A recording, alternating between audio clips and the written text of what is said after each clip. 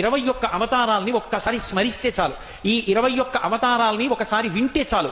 వాటి పేర్లు విన్నంత మాత్రం చేత విష్ణు ప్రీతికి పాత్రుడవుతాడు. వేరొక్కసారి జాగ్రత్తగా వినండి.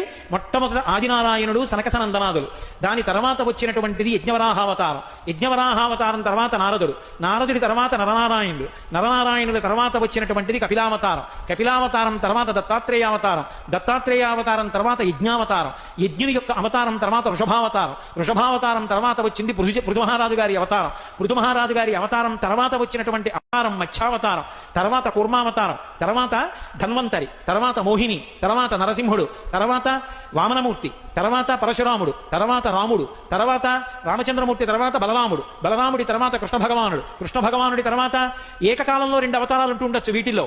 కృష్ణావతారం, కృష్ణావతారం తర్వాత బుద్ధావతారం, బుద్ధావతారం తర్వాత కల్క్యావతారం. మొత్తం 21 అవతారాలు. 21 అవతారాల్ని ఒక్కసారి స్మరిస్తే